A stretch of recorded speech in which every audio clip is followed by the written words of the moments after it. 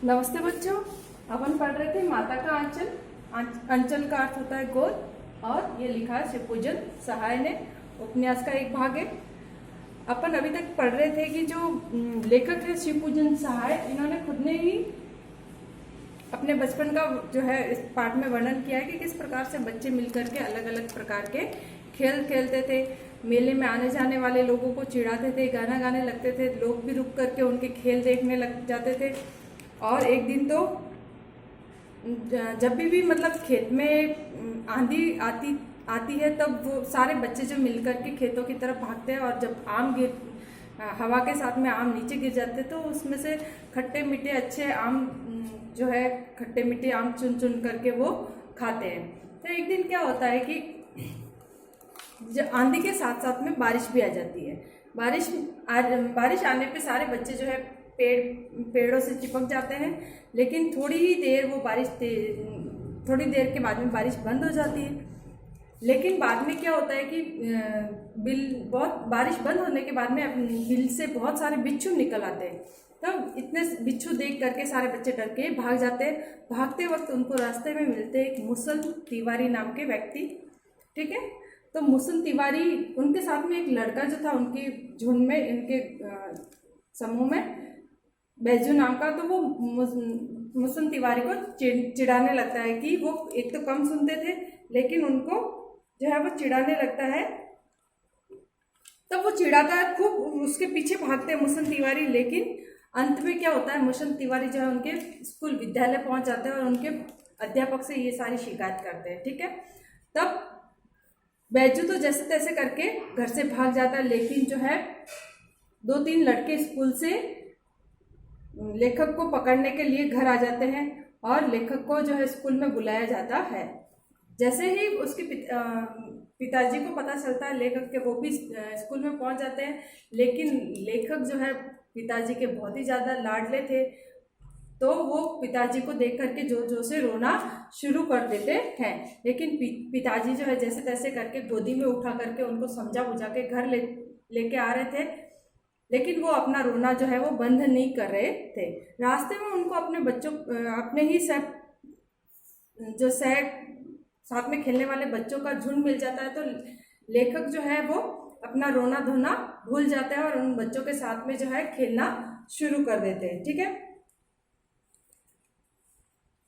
उसके बाद में सब बच्चे जो है खेलते खेलते पास वाले मकई के खेत में चले जाते हैं, और वहाँ पे जो है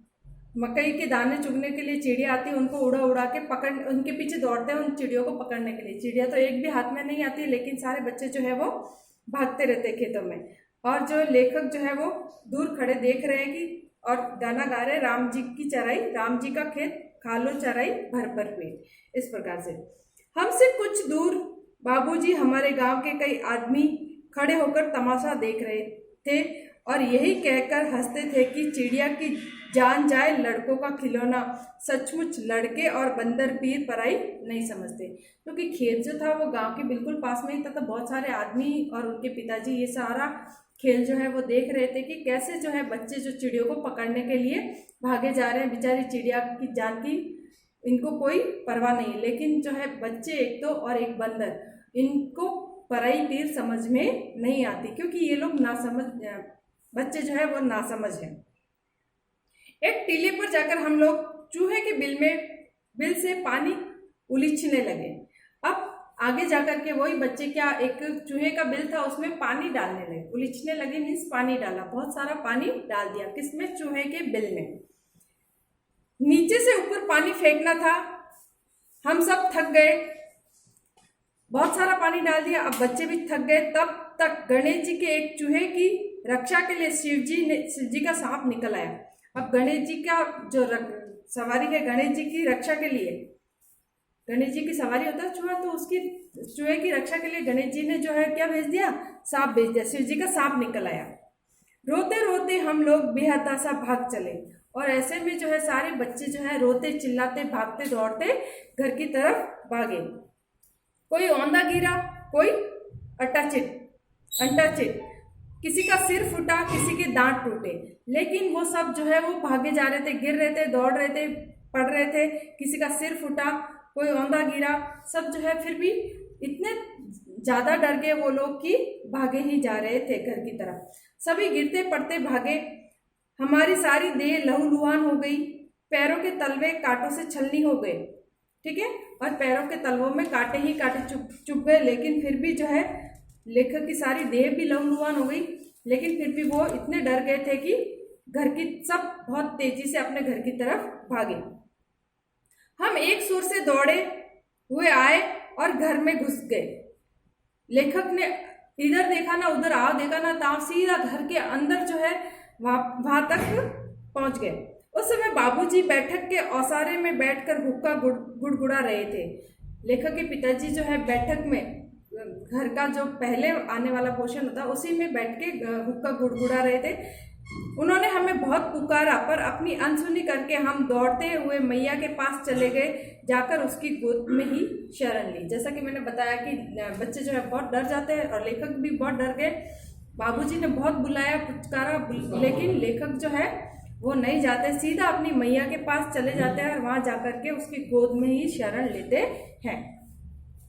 मैया चावल अमनिया कर रही थी, चावल साफ कर रही थी। हम उसी के आंचल में छिप गए और जो उसकी माताजी जो थी चावल साफ कर रही थी, लेकिन उसकी आंचल में जाके उसकी गोद में जाकर के छिप गए। हमें डर से कांपते हुए देखकर वह जोर से रो पड़ी और सब काम छोड़ बैठी। उसकी माताजी जो है वो भी इस तरह से बच्चे को रोते हुए देख करके वो खुद भी रोने लगी और कांपने लग गई। सारा काम छोड़ करके बच्चे की तरफ ध्यान दिया। अधीर होकर हमारे भय का कारण पूछने लगी। कभी हमें अंग भर कर दबाती तो कभी हमारे अंगों को अपने आंचल में पहुंचकर हमें चूम लेती। बड़े संकट में पड़ गई। अब माँ को भी कुछ समझ में ही नहीं आ रहा था कि बच्चा क्यों रो रहा। वो बार बार अधीर होकर के पूछ रही थी कि क्या हुआ क्या हुआ। कभी वो अपने अंगों में भर रही थी तो कभी अपने आंचल से उसके शरीर के अंगों को पहुंच रही थी। झटपट हल्दी पीसकर हमारे घावों पर थोपी। घर में कोहराम मच गया। हम केवल धीमे सुर से सा कहते हुए मैया के आंचल में चले जाते थे, लेकिन लेखक से बोला भी नहीं जा रहा था। लेखक के जो है घाव बहुत ज्यादा हो गए थे, तो उस घावों पे हल्दी लगाई। माता के पूछने पर उन्होंने इतना ही जवाब दिया, स, लेकिन स्पष्ट रूप से वो कुछ नहीं बोल पाए। सारा शरीर थर थर कांप रहा था, रोंगटे खड़े हो गए थे। हम आंखें खोलना चाहते थे पर खुलती न थी। लेखक का पूरा शरीर थर थर कांप रहा था। लेखक आंखें खोल के जवाब देना चाह रहे थे, लेकिन कोई जवाब नहीं दे पाए और अपनी माता के आंचल में जाकर, उनके जो एक दुपट्टा होता है ना माँ का, उस दुपट्टे में जाके छुप रहे थे। हमारे कांपते हुए होठों को मैया बार बार निहारती, रोती, बड़े लाड से हमें गले लगा लेती थी। ठीक है, कांपते हुए होठों को जो है माता निहारती, और वो स्वयं भी रोती, लेकिन और इस प्रकार से लेखक को देख देख के बार बार उसको गले लगा रही थी। इसी समय बाबूजी दौड़े आए। आकर झट हमें मैया की गोद से अपनी गोद में लेने लगे, पर हम मैया की आंचल में ही प्रेम और शांति के चंदोवे की छाया हमने मैया के आंचल की प्रेम और शांति के चंदोवे की छाया न छोड़ी। लेखक जो है अपने पिता से इतना जो है उसका लगाव था, लेकिन अंत में जब लेखक बहुत ज़्यादा डरा हुआ है, बालक बहुत ज़्यादा डरा हुआ है, तो उसके पिताजी आते हैं उसको गोदी में लेने के लिए, लेकिन वो उनके पास नहीं जाकर के अपनी माँ से ही लिपटा हुआ रहता है, क्योंकि उसमें ही उसको जो है जो अभी डरा हुआ है उसमें भय व्याप्त है। उस भय से छुटकारा जो अपनी माँ के पास ही उसको मिलता हुआ महसूस हो रहा है। इसलिए लेखक जो है वो माँ के आंचल की प्रेम और शांति के चंदोवे की छाया उन्होंने नहीं छोड़ी। ठीक है बच्चों, आज के लिए इतना ही, मिलते हैं आगे। ओके।